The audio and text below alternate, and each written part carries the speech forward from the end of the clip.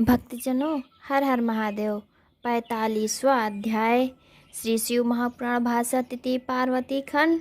शिव जी का सुंदर स्वरूप वर्णन। ब्रह्मा जी बोले, उसी समय विष्णु से प्रेरित हो तुम शिव जी को प्रसन्न करने के लिए उनके पास गए। उनकी अनेक स्तोत्रों से बड़ी स्तुति की और बहुत समझा कर उन्हें तुमने बहुत सुंदर रूप धारण कराया। उन्हें देख तुम प्रसन्न हो मैना के पास आए और कहा कि हे मैंने, देखो तुम पर कृपा करके शिव जी ने बहुत ही सुंदर रूप धारण किया है।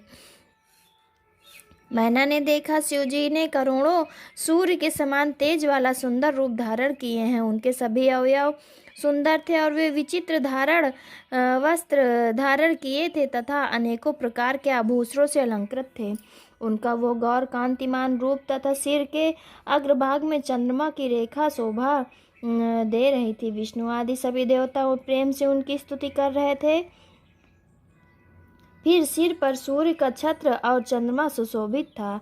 उनका परम रमणीय वृषभ तो और ही शोभायमान था। गंगा और यमुना दोनों ओर से चांवर डुला रही थी तथा आठों सिद्धियां उनके आगे नृत्य कर रही थी। मैं और विष्णु आदि सभी देवता उनके आचरण में लगे थे। अनेकों गण जय जय शब्द करते हुए अति प्रसन्न हो आगे चल रहे थे। स्त्रियों सहित देवताओं की अलग ही शोभा हो रही थी। अप्सराओं सहित विश्वास वसु आदि गंधर्व शंकर जी का यशोगान करते हुए आगे चल रहे थे। उधर हिमालय के द्वार पर अलग ही महोत्सव हो रहा था। उस समय के भगवान शंकर की छटा को कौन वर्णन कर सकता है। शिव जी को देख मैना चित्रलिखित सी थोड़ी देर के लिए ठिठक गई। फिर प्रेम पूर्वक शिव जी के इस प्रकार बोली कि मेरी पुत्री धन है जिसने कि आपने महान तप द्वारा आपको प्राप्त किया है। शिव जी, मैंने जो पहले आपकी बड़ी निंदा की है उसे क्षमा कर मुझ पर प्रसन्न होइए। शैल प्रिया इस प्रकार कहकर नग्न नम्र हो उन चंद्रशेखर भगवान की स्तुति करने लगे। उसी समय शिव दर्शन की लालसा से नगर की सब स्त्रियां वहां आ गईं, जिनके विविध रूप श्रृंगार और भक्ति भाव का वर्णन नहीं हो सकता। नगर निवासी स्त्री पुरुषों ने शिव जी का दर्शन कर अपना जन्म सफल बनाया। शिव पार्वती की जोड़ी की प्रशंसा कर सबने ब्रह्मा की उस रचना की प्रशंसा की तथा इस प्रकार शंकर के दर्शन कर सभी कृतार्थ हुए। फिर तो पहले जैसे लक्ष्मी नारायण को और सरस्वती ब्रह्मा को पाकर शोभित हुई, वैसे पार्वती शंकर को प्राप्त हो परम शोभा को प्राप्त हो गईं। सबने चंदन और अक्षतों से शिव जी की पूजा की तथा सादर फूलों की वर्षा की। सभी लोग मैना और हिमालय के भाग्य की प्रशंसा करने लगे। उसे सुनकर विष्णु आदि देवताओं सहित भगवान शंकर की प्रसन्नता हो गई। देवता सहित भगवान शंकर भी प्रसन्न हो गए। तृतीय पार्वती खंड का 45वां अध्याय समाप्त। 46वां अध्याय वर आगमन। ब्रह्मा जी बोले, हे नारद, अब परम शोभा प्रसन्न शिव जी महाराज अपने गणों और दूतों के साथ हिमालय के द्वार पर आए।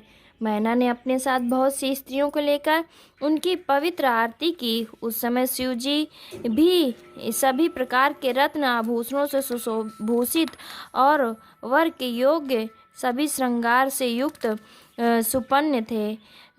सुसंपन्न थे। उनके चारों ओर कांति व्याप्त थी तथा उनका सुंदर सर्वांग करोड़ों कामदेव की शोभा से भी अधिक सौंदर्यपूर्ण था।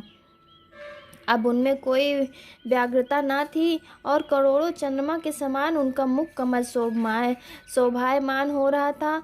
तब अपने ऐसे सुंदर जमात्र प्रभु भगवान शंकर को देखकर अपने आगे स्थित देखकर मैना प्रसन्न हो गई और उनका समस्त शोक जाता रहा। वो अपने भाग्य तथा पार्वती और भूधर के कुल की प्रशंसा करने लगी।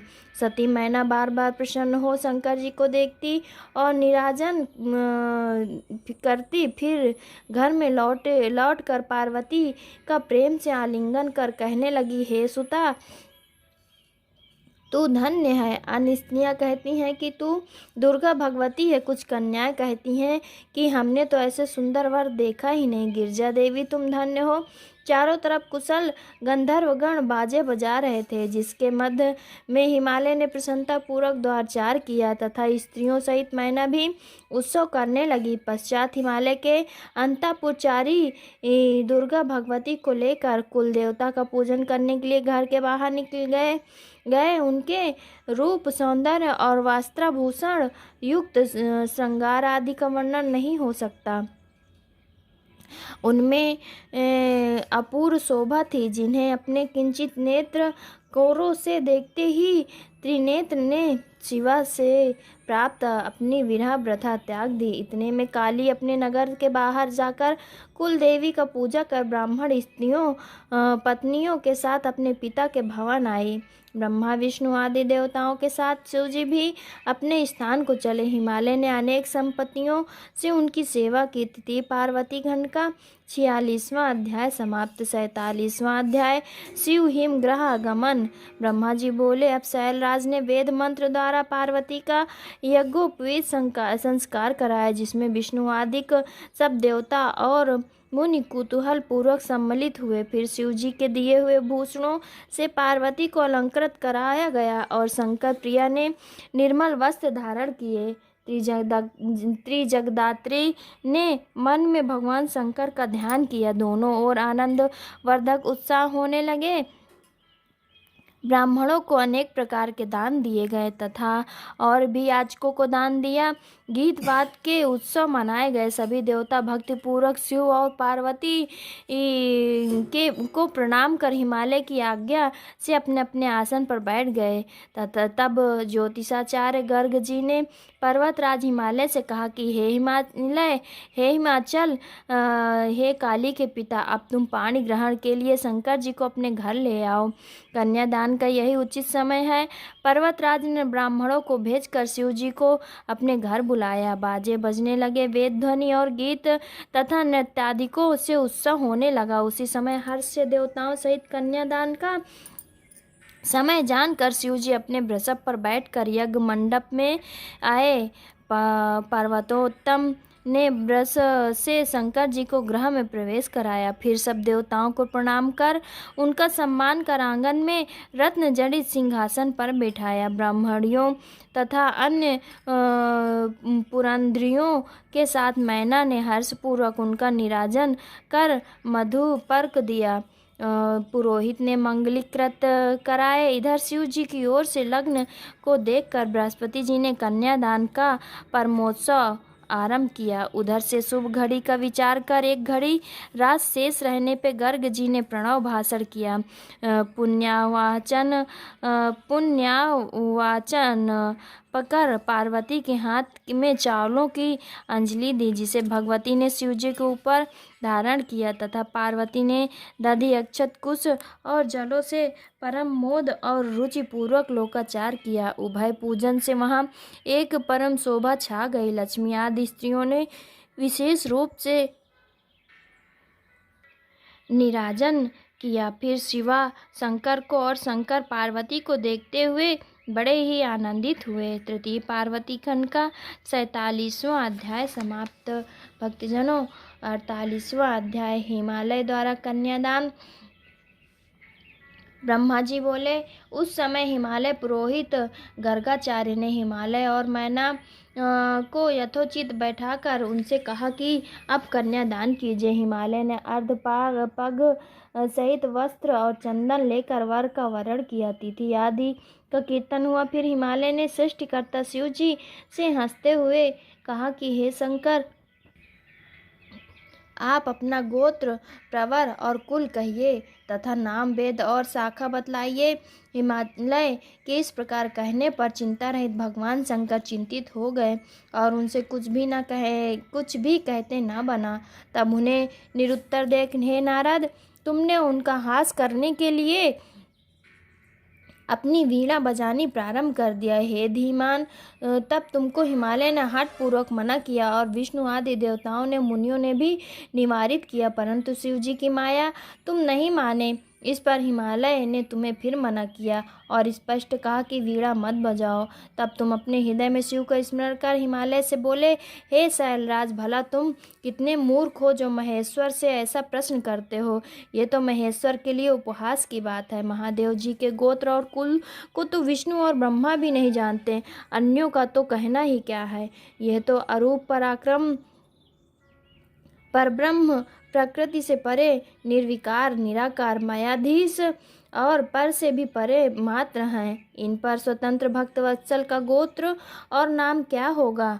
जब भी अपनी इच्छा से शरीर धारण करने वाले तथा अनेक नाम वाले हैं, जिनके समान कोई उत्तम गोत्र वाला नहीं है, तथा जो गोत्रहीन, कुलहीन और कुलीन है, वे यही पार्वती के तप से तुम्हारे जमाता बने हैं। इनमें कोई संदेह नहीं। अधिक क्या कहें, इन शिवजी की माया बड़ी दुरत्य है कि तीनों लोग जिनके अधीन है। हे पार्वती के पिता, ये जानकर तुमको ईश्वर में इस प्रकार का कुछ भी विचार नहीं करना चाहिए। तुम प्रसन्न हो कन्यादान करो। महेश का गोत्र कुल केवल नाद ही है। नादमय शिव और शिवमय नाद में कोई अंतर नहीं। इसलिए तो मन में हर्षित हो शिव जी की प्रेरणा से ही मैंने ये वीणा बजाई थी। हे नारद, तब तुम्हारे इन वचनों को सुनकर गिरिराज हिमाद्री विस्मय रहित तथा संतुष्ट हुए। तदंतर हिमालय और मेरु आदि से एक ही साथ कहा कि हे गिरिराज, अब कन्यादान में विलंब ना कीजिए, क्योंकि विलंब करने से कार्य का नाश होता है। तब मित्रों का वाक्य सुनकर हिमालय ने भगवान को सविधि कन्यादान किया और कहा कि हे परमेश्वर, मैं आपको ये कन्या अर्पित करता हूँ। आप इसे अपनी भार्या कल्पित कर प्रसन्न होइए। फिर तो मंत्रों द्वारा हिमाचल ने महाशिव भगवान को अपनी कन्या दान की। हिमाचल के बंधु वर्गों ने शिवा का पूजन कर शिव जी को सुद्रव्य दान दिया। हिमाचल ने भी दहेज में नाना प्रकार के द्रव्य दान दिए। विधि प्रकार के रत्न जटित पात्र दान किए। 1,00,000 गौवें और सजे हुए सहस्त्र घोड़े तथा द्रव्यों से विभूषित 1,00,000 दासियां, 1 करोड़ हाथी और इतने ही सोने और रत्न से बने हुए रथ दहेज में दिए। इस प्रकार अपनी पुत्री पार्वती को शिव जी के लिए विधि पूर्वक अर्पित कर हिमाचल कृतार्थ हुए। वेद पाठी ब्राह्मणों ने पार्वती जी का शिव जी के साथ महोत्सव अभिषेक किया। बड़ा आनंद और उत्साह हुआ। तृतीय पार्वती खंड का 48वां अध्याय समाप्त। भक्तजनों, हर हर महादेव, हर हर महादेव।